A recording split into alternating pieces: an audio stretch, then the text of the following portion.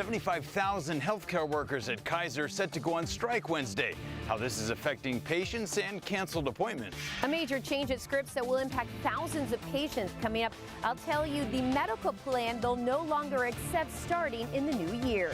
A Leucadia man is now at this rehab hospital after a tragic e-bike accident. Why his wife is sharing his story. We reset the rain gauge on October 1st for the upcoming rainy season. But what was the season like before? We'll take a look. That's me. If you ever wanted to play with lightning, Infinite Energy, this Saturday. CBS 8 News live at 6 starts now. More than 75,000 Kaiser Permanente workers across several states are set to go on strike tomorrow. Good evening and thank you for joining us. I'm Carlo Cicchetto. I'm Marcella Lee. Workers are protesting what they're calling unfair labor practices and unsafe staffing levels at hundreds of Kaiser hospitals across the country, including here in San Diego County. CBS 8's Brian White is live at Kaiser in San Marcos, where healthcare workers are set to go on strike tomorrow. Brian.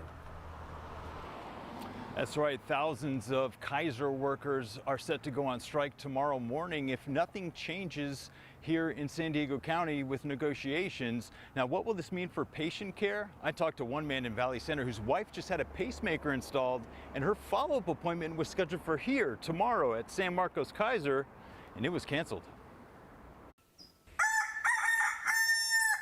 She's the oldest goat on the place. Her name is Daisy Duke. Walter Adams and his wife Sue are used to living the good life out in Valley Center, but right now things are uneasy. Last week at Scripps La Jolla, doctors replaced Sue's 10-year-old pacemaker with a brand new one, but she had complications. Her blood pressure skyrocketed. The thinness of her blood got way too thin, so they wouldn't let her be released. Doctors stabilized her blood pressure and released her 2 days later. Her follow-up appointment, though, was scheduled for tomorrow at Kaiser in San Marcos. We got a call yesterday morning that said that the appointment has been canceled because of the Kaiser strike. Are you worried about this? Of course. And then the whole thing was really stressful for me because of the complications with the surgery. A spokesperson for Kaiser told CBS 8 they were continuing to negotiate in good faith today, and their goal is to reach a fair and equitable agreement. We just have a major staffing crisis here at Kaiser, and it's across the entire organization. Michael Ramey is an ultrasound technician at Kaiser and president of OPEIU Local 30, representing 4,500 Kaiser workers in San Diego County. He says the strike will definitely impact patient care. The thing that's so frustrating is patient care has already been impacted with our lack of staffing and the lack of Kaiser and Kaiser executives to recognize that it has been an issue and a problem. The strike is expected to last 3 days. Walter and Sue are hoping that's true so she can see a cardiologist at Kaiser San Marcos next week. So you're holding out hope that things are going to work out okay? We hope. We're hoping, yes. A very uneasy situation for them, of course, obviously, with the timing of all this. Again, healthcare workers here at Kaiser will be striking tomorrow morning at 6 a.m. if nothing changes at the negotiation table. Impacting a lot of people. Thanks, Brian. A man from Leucadia has been in the hospital for a month after getting into an e-bike accident. CBS 8's Ariana Cohen talked to his wife, who says he was not wearing a helmet. Ariana joins us live now with one family's hope that a devastating accident can lead to change. Ariana? A split-second decision put a Leucadia man in this hospital in critical condition, and now his wife is hoping his tragic accident can spread a message. You just don't think that this is something that will happen to you. And, oh, I can go 2 blocks and I'll be fine. Bradley Moots was only 2 blocks from his house in Leucadia when he suddenly hit a curb and went over the handlebars of his e-bike. His wife of 33 years is furious he was not wearing a helmet.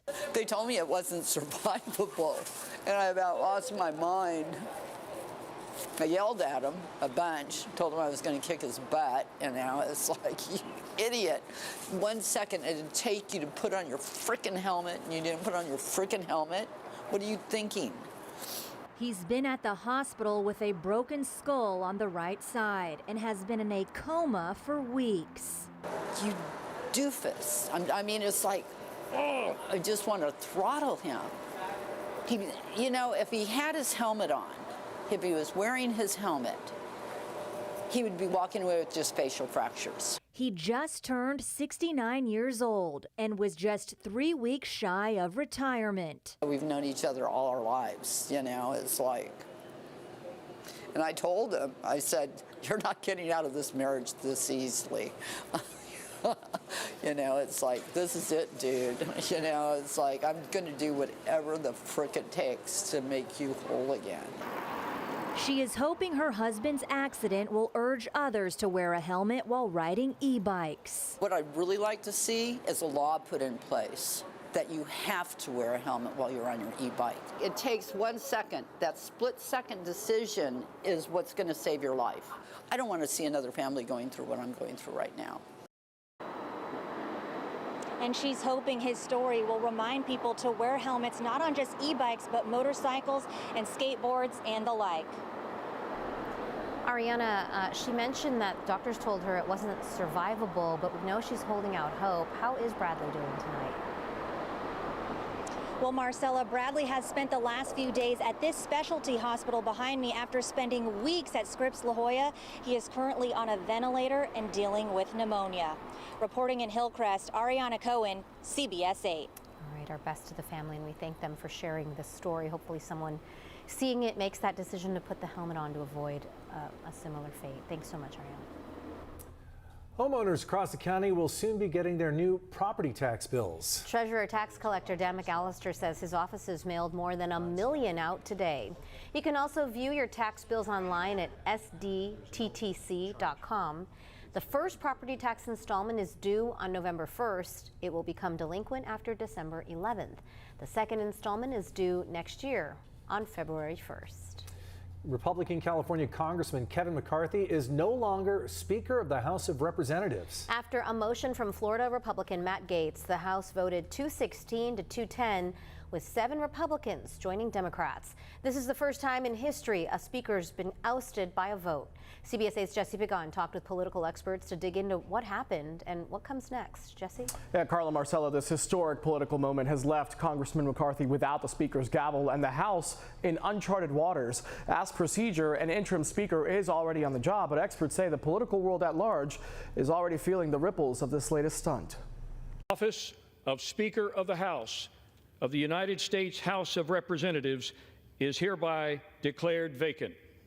In a historic political move, Speaker of the House and California Republican Kevin McCarthy is out of the position. Kevin McCarthy said something to all of us at one point or another that he didn't really mean and never intended to live up to. After days of infighting, Florida Republican Matt Gaetz used a parliamentary procedure to bring the motion to vacate the Speaker's office to a vote today. It passed in a 216 to 210 vote, with 7 Republicans siding with Gaetz and Democrats. San Diego Republican Darrell Issa voted against the motion.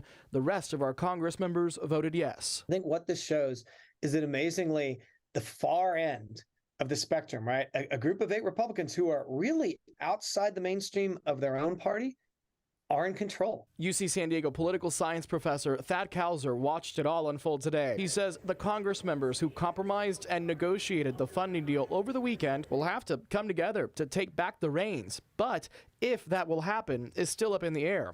In the meantime, he worries about the next looming deadline before a shutdown. If what we learned today was that compromising and bipartisan compromise is going to cost any speaker their job, we could be in for a much rougher ride, a much longer government shutdown. In Washington tonight, McCarthy says he has no regrets. I don't regret standing up for choosing governance over grievance.